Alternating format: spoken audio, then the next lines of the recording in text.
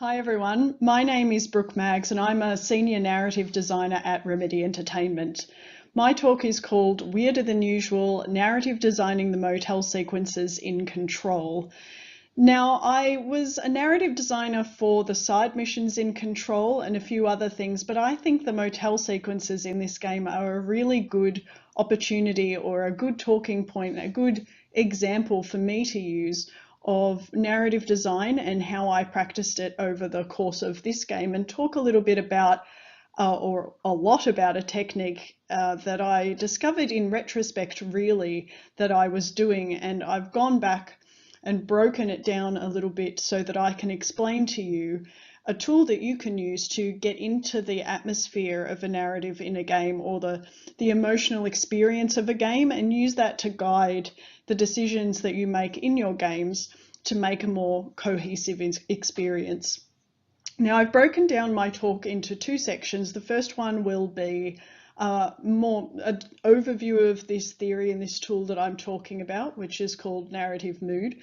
And then I'm going to talk about applying that to the motel sequences. So we'll dive in, see what the motel sequences are, what they're about, and then look at how I went ahead and put it all together with the team. So for those who don't know about Control, and look, everyone has a massive pile of games that they've been wanting to play. There are games that have just been released that I'm desperate to get to. So I thought I would quickly go over what Control is. And it's a third-person action adventure game that challenges you to master a combination of supernatural abilities and gunplay. And it's set in a very unpredictable supernatural world, which we'll talk more about soon. And you play as Jessie Faden, who's an outsider who comes to the Federal Bureau of Control looking for her brother. But what she finds is the Bureau is under attack, and she needs to help them get the place under control to fight a supernatural entity known as the Hiss. So that's the general setup for the game. The next thing I want to do is talk about narrative design, because narrative design can be quite broad, or one of those disciplines where we do many different things across many different studios. Often studios have their own definition for this role. So I wanted to talk broadly about what narrative design is, and that is we look after all elements of the game that allow the player to interact with the story. And one way of talking about narrative design versus writing, I really love the quote from Molly Maloney and Eric Sturpey from their GDC talk that explains that writing is everything from the character experience, and writers are concerned what characters are thinking and feeling and how they're experiencing the narrative world. And narrative designers are a bit more concerned, I would say, with the play experience and this holistic take of the story, and how more specifically the game mechanics that deliver the story are working. And the second quote that I love about narrative design is from Caitlin Tremblay from her GDC talk, where she says that narrative design is game design, and what we do in a game suggests a certain kind of emotion in a story. So if we only allow players to interact in certain ways, for example, make dialogue choices, or they're shooting in the world or solving puzzles, or the way that we do those things suggest a certain kind of emotion. And that's something narrative designers are acutely aware of, because we're designing or helping lend to the overall emotional experience outside of what the characters are thinking and feeling. So it's a very broad definition of what this role is, and hopefully this will make more sense as I talk about what I did on Control, and you can get some examples of narrative design straight up seeing it in practice. So narrative design is about understanding the creative intent of a game and the narrative and the people that we're working with, because especially in my work at Remedy, I speak with a number of different departments who are full of creative people who have intentions and creative aspirations for within the bounds of our project. So my job is to get across the narrative intent and the creative intent of this story or of this scene outside of what the leads and creative directors and game directors do. So understanding what the intent or the mood or the feel of the story should be will ultimately help with designing and communicating the story. And one way we can do that is using this concept called narrative mood. And narrative mood comes from literary studies. It's a way of assessing the creative intent or the atmosphere of a piece, the stylistic decisions of a narrative, whether it be a TV show or a book or a game, that make up its overall vibe, its atmosphere. For example, The Handmaid's Tale feels quite different to Breaking Bad, which feels very different to Game of Thrones, or to Spider-Man Into the Spider-Verse, or to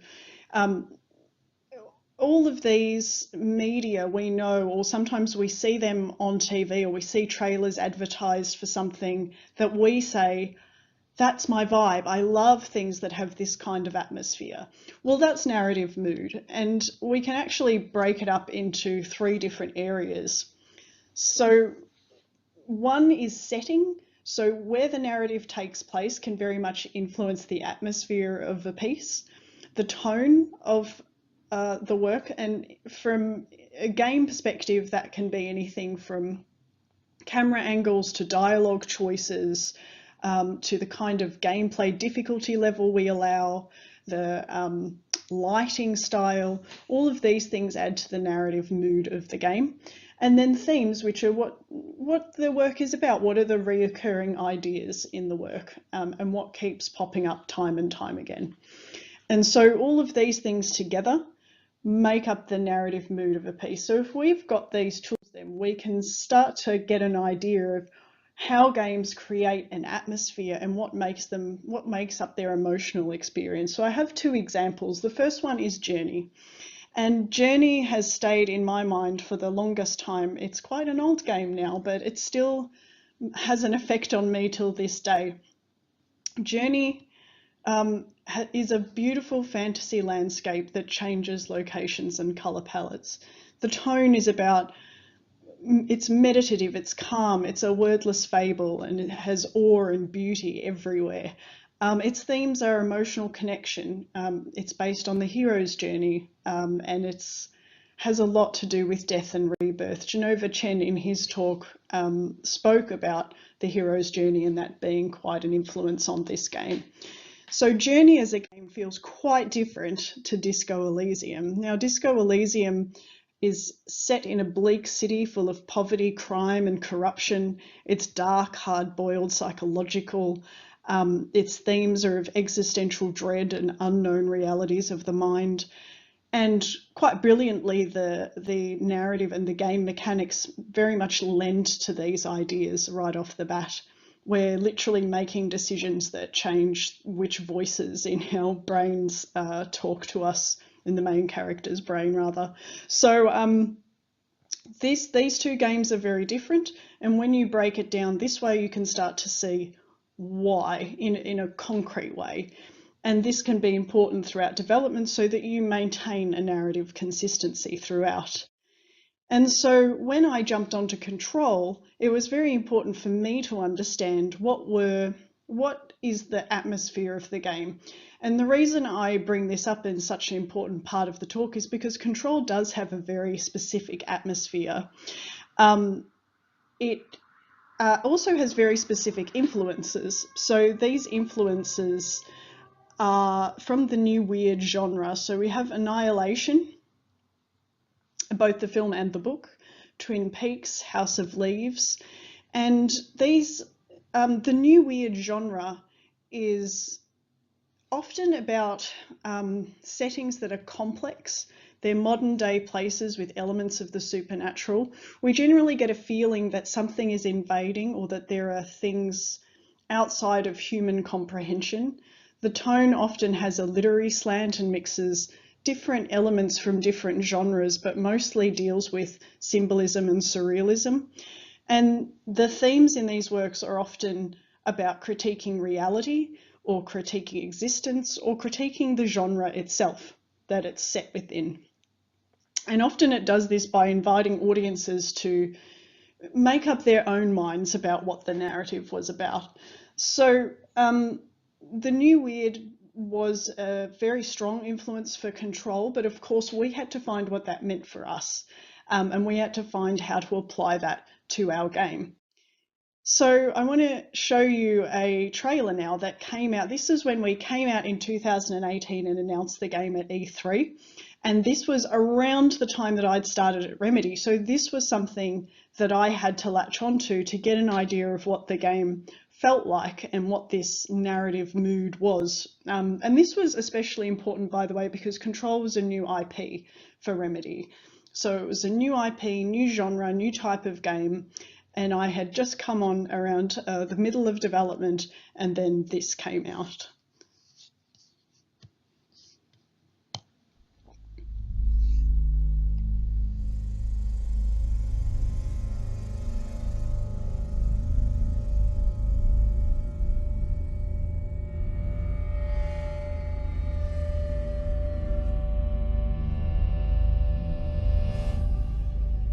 The oldest house is a shifting place. There are rules and rituals. You can keep traveling deeper.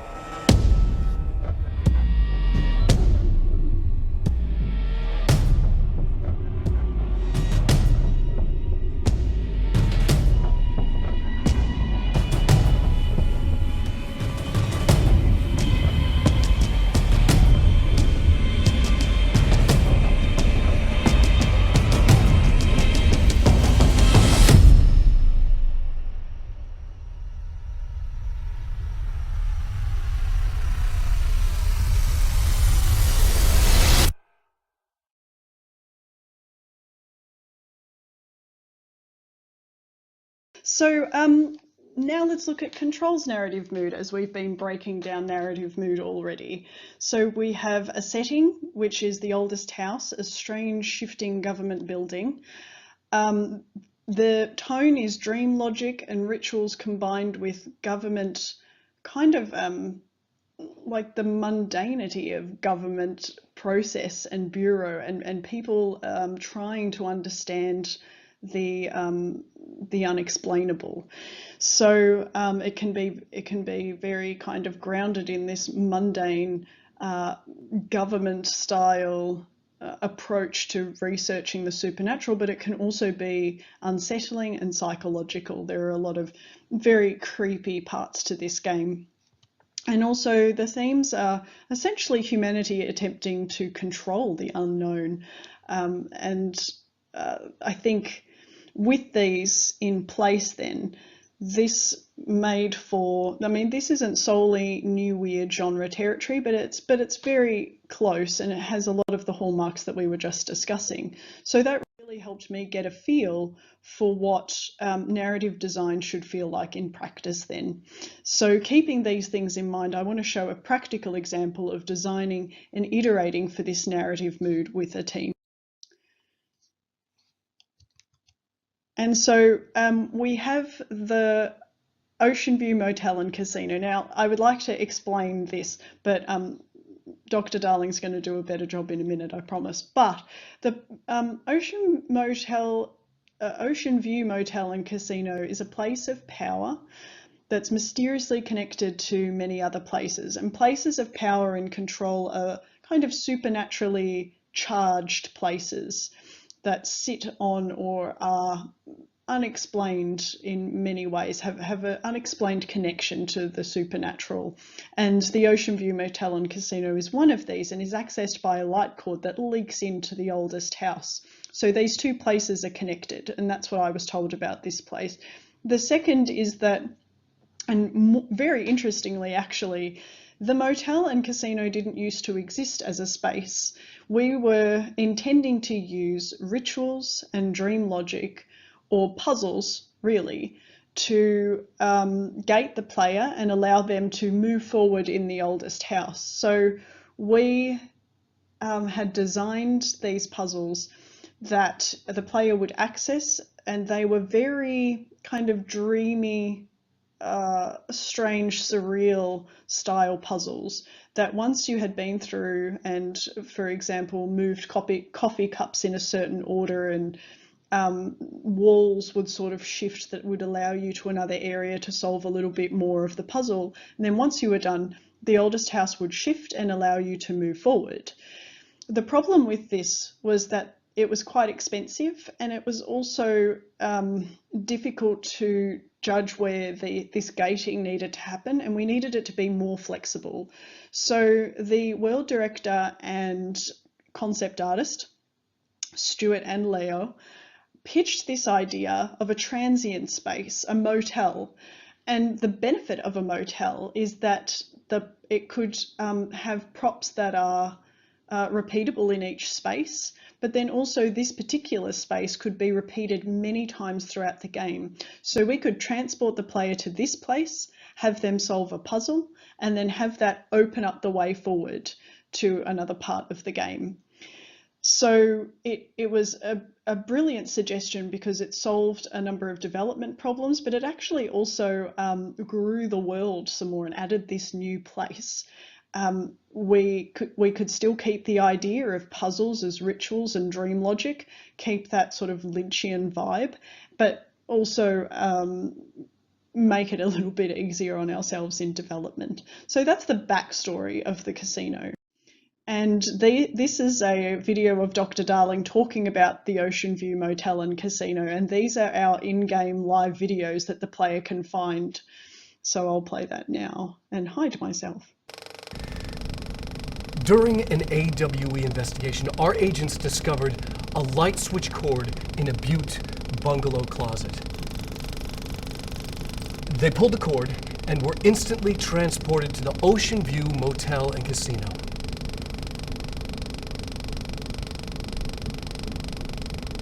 Dreamlike haze. Inside, they found a door marked with an inverted black pyramid. And just like that, it led back to the oldest house, some 2,000 miles from Montana. Now we're finding the cord in increasing numbers throughout the Bureau. Somehow the two places, they became in tune to each other. The actual physical location of the Oceanview is a mystery. Stepping beyond its walls has so far proven impossible. A place of power, like the oldest house.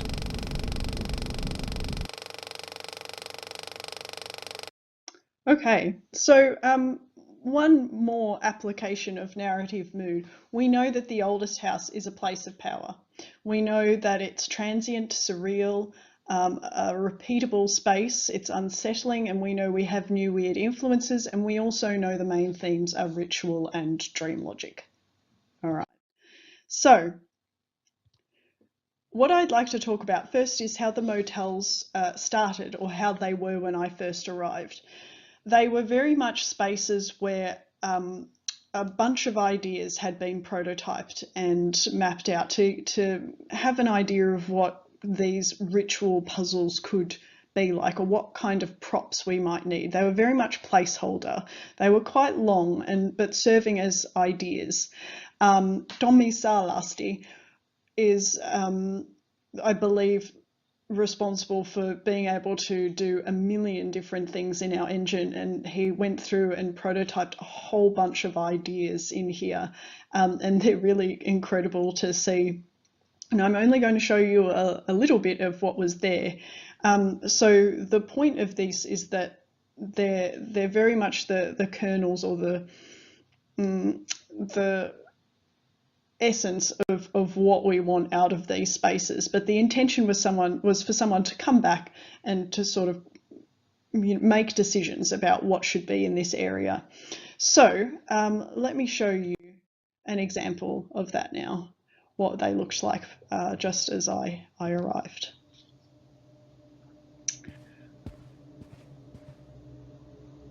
Okay, so we have this concept first that ringing the bell opens the 3 doors in the motel. There's just using light to show the player that now. And we have this idea that Jessie needs to get into a safe, but ultimately the goal of the motel is to find the pyramid key in order to open the pyramid door, which is actually just at the other end of this hall here. And so one of the first problems, I guess, is that on entry that's not initially clear as a goal. So one thing we noted is that we needed to set that up for the player. Also in these prototypes we have, we're sort of leaning a lot on dialogue to explain to the player what's going on. And in some of these puzzles, Jessie will use her weapon and in fact use her abilities to solve some of the puzzles. She talks to a crow. There is some blood on the couch. The props in the rooms are quite different between one another. So here's an example here of Jessie will shoot one of these paintings eventually, or she can examine the blood. And then she gets some numbers from different parts of the room. There's a piece of paper on the shelf there. That's helpful. And then eventually she finds the numbers for the safe that she can open. In the safe, she'll find a light bulb that she'll put into a projector that will show a shape on a screen and it will solve the puzzle. There's another example of using abilities there. So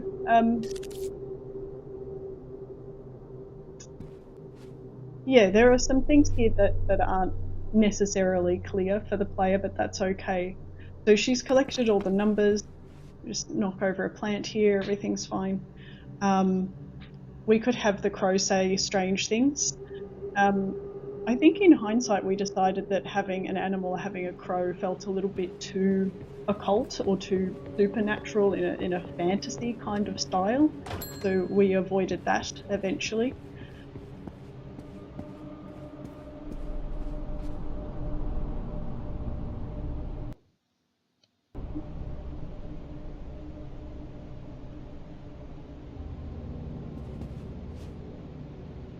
Might let it play a little bit longer and we'll get to this room here, just so you can see the last one. So it becomes clear the player can open the door again for this light bulb. It will wait for her. Okay. And it will go into the roof there. So I'll just leave it here for now. And so what we could see there is a lot of great ideas. We had floating light bulbs, you know, conceivably very strange, crows, but blood. And we in fact kept, funnily enough, we kept the blood. But we realised that they needed to be sort of simpler and clearer. So let's talk about rebooting the motels and getting some of these cool ideas and making them cooler. So I collaborated with a number of other people to come up with a new plan. This was by no means done solely by myself. I put together a plan and then called a meeting to repitch the motel designs. The idea was to set the mood, state a clear direction, have actionable changes for team members, and also to have a starting point for a discussion.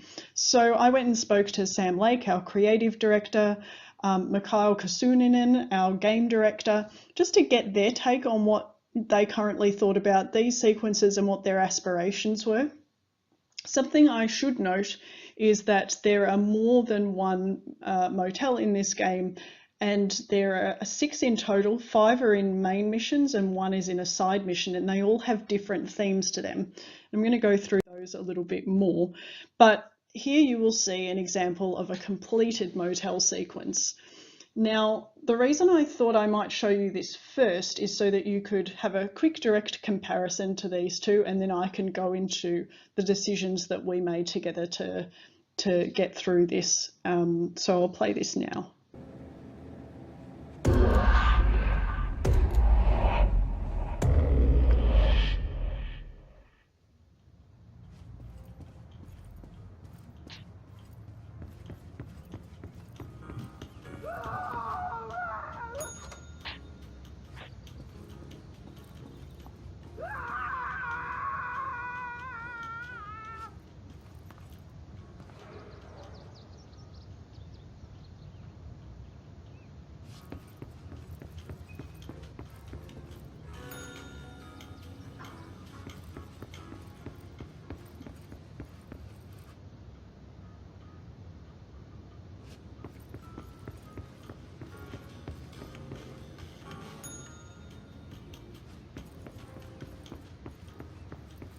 So already at the start of these motel sequences, it's a bit clearer what Jessie needs to do.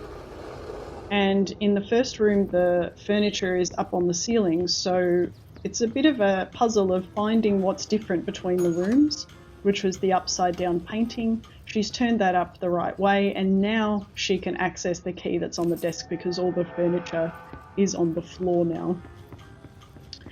So something that's important to note too is we started the player at this end of the hallway, so they walk past this door to start, and so they know that this door by this stage be their goal.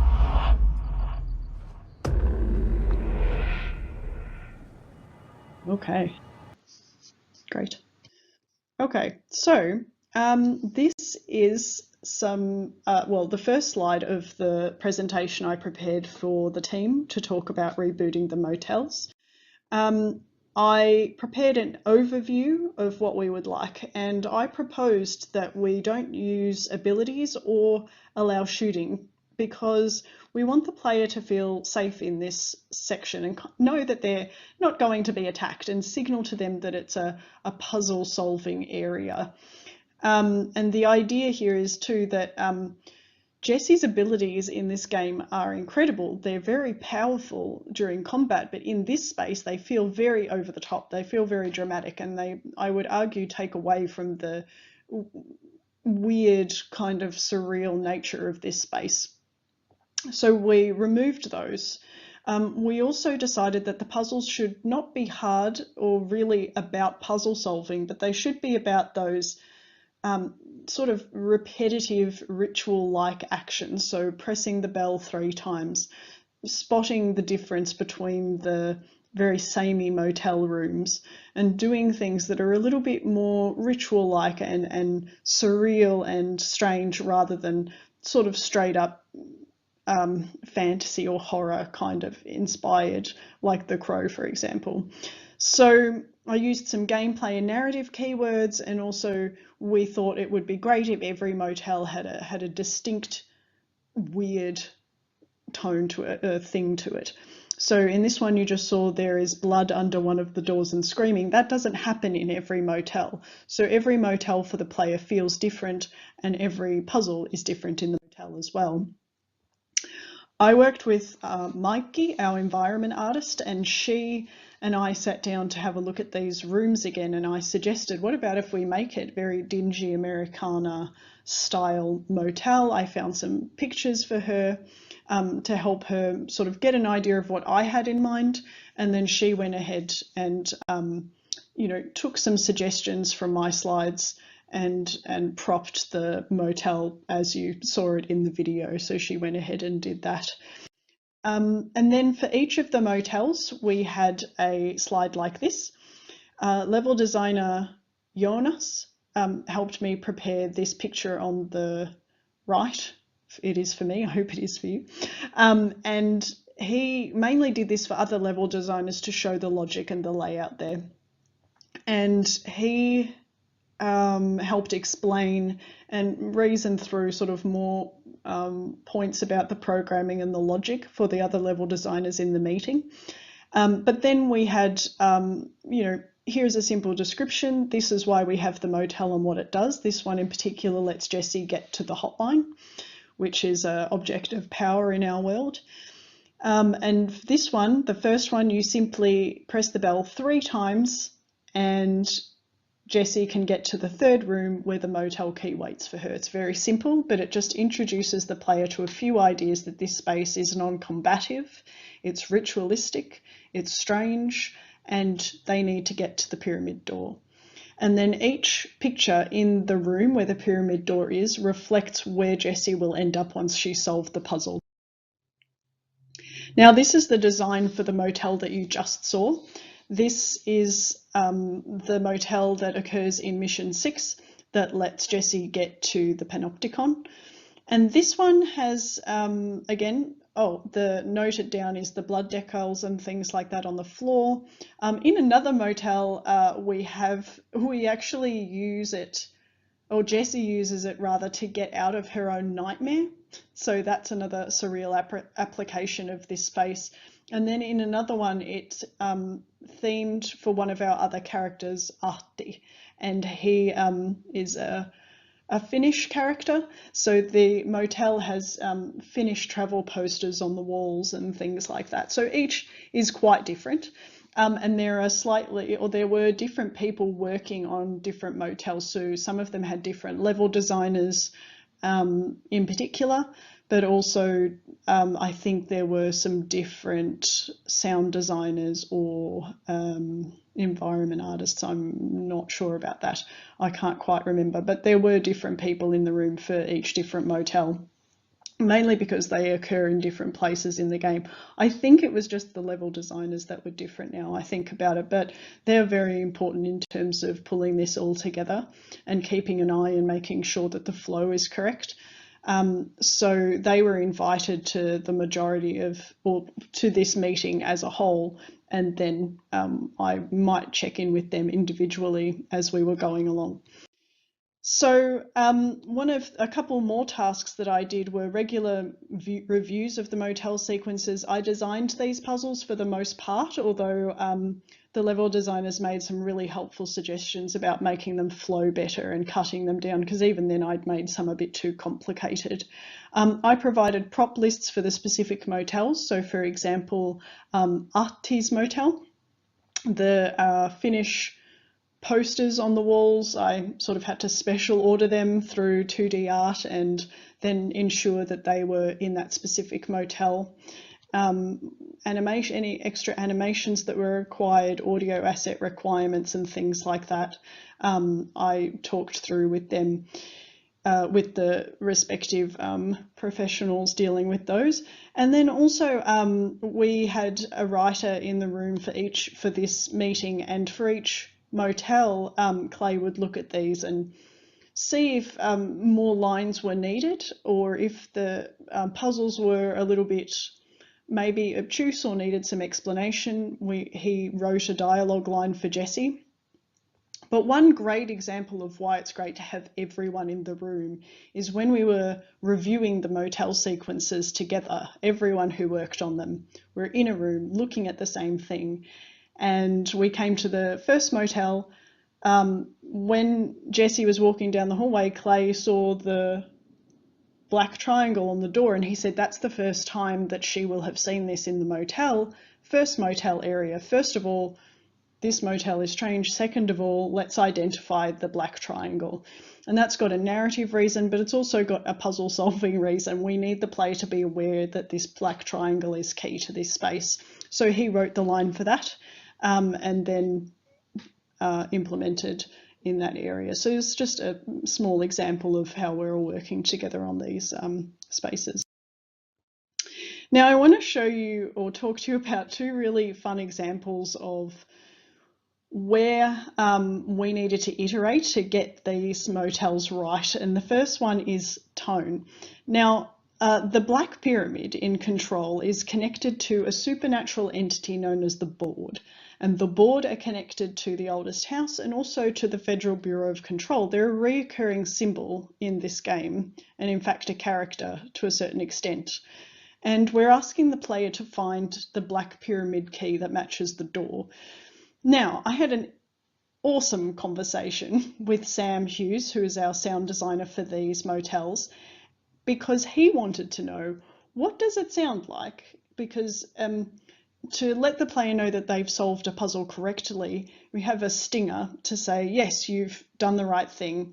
And in other games, they can be very chirpy and like, you've done the right thing. You know, they could sound like a little chime or something like that. But Sam was saying, wouldn't it be cool if it sounded more like the Board, if it had a board flavour to it? But this is a mysterious sort of new, weird, strange kind of game. We still need to convey that concrete gameplay information, but we're working within a very abstract world and with an abstract entity in particular here. So what does a mysterious black triangle key sound like when the player picks it up and solves a puzzle?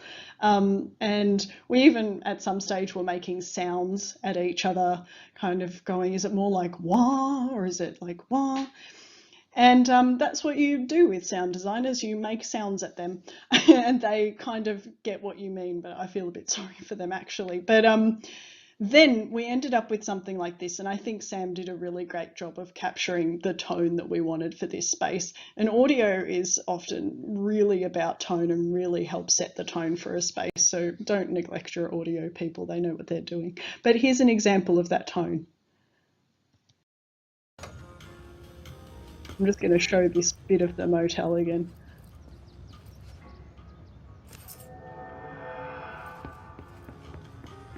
Okay, and that's what we got. Very cool.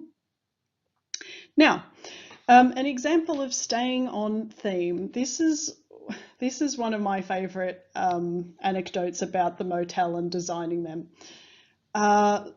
Okay, so we've had this meeting about, you know, what the motels should now be, and they've been implemented. We've been doing reviews. And then one morning I get to work and I was doing a few other things, not to do with the motel, probably to do with side missions.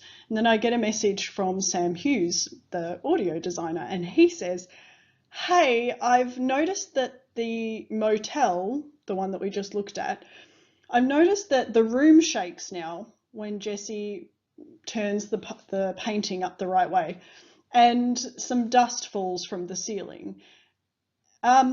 Just letting you know, I don't have time to make sounds for furniture falling, and I don't, you know, what does it sound like when the motel shaking? Is the room shaking? Is that furniture falling? There's dust. Like, what's going on? He was just curious about why this had changed, potentially adding to his workload in the heat of development. And I said, I didn't know that that had happened. Let me jump into the build and have a look. So I did. And indeed, the room was shaking, dust was falling. And I was like, that's interesting. So we both decided to go chat to Adam, who is the level designer for this particular motel.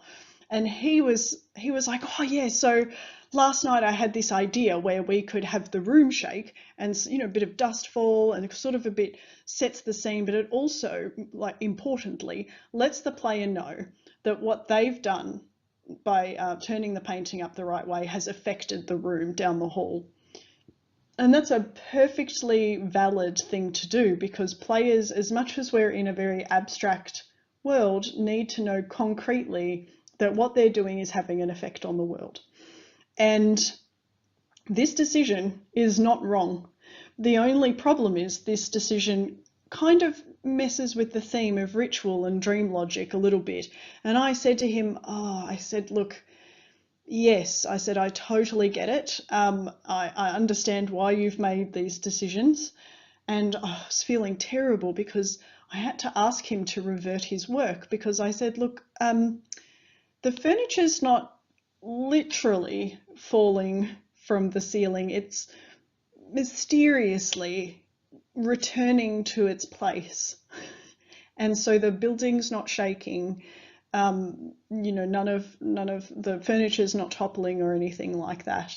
And once I had explained it to him, Adam was like, oh yeah, I totally get it, I understand. And he was super nice about going back and changing all of that. But because I had a good argument and a good sort of reason why this was not working with the overall creative intent and aspirations and the narrative mood of this level, it was an easier conversation to have. And I think it went really well.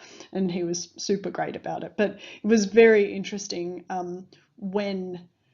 and this is why narrative mood is important, because when a purely gameplay decision about letting the player know what to do and what has happened and that they've affected the world is important, but it's not necessarily on tone or sitting with the mood of the game. And I think I just like that example, because I think it means from one perspective it's completely right, and from another perspective it could be sort of not gelling with the rest of the experience. So that's why I love that anecdote and why I wanted to let you know about it. But overall, I think we did a terrific job. The motel sequences really add something to the game and to the experience, and they're different, and I think I'm quite proud of them. So in conclusion, narrative designers look after all the elements of the game that allow players to interact with the story. You can use narrative mood to assess the creative intentions of a piece. It can be a compass, sort of to know what direction to iterate in. It's not just about the story. And we can allow people to focus on their creativity. So what is to a narrative designer's advantage is to package all this up, talk about the narrative mood, the aspirations of the emotional experience, and also how these gameplay features or mechanics can lend to the story, and then other people can bring their suggestions and their ideas to it. For example, Sam's design of the sound for those spaces, or the level designer's flow and logic and puzzling, and Mikey's great propping of the area and things like that. Everyone really brought it all together throughout that, and we all worked together in order to do that. But setting the direction gave us something to iterate under and gave us a way, forward for those places. So that's why I believe narrative mood can be important, and I hope that you can use it in your games or in some way to help you improve the experiences that you're making.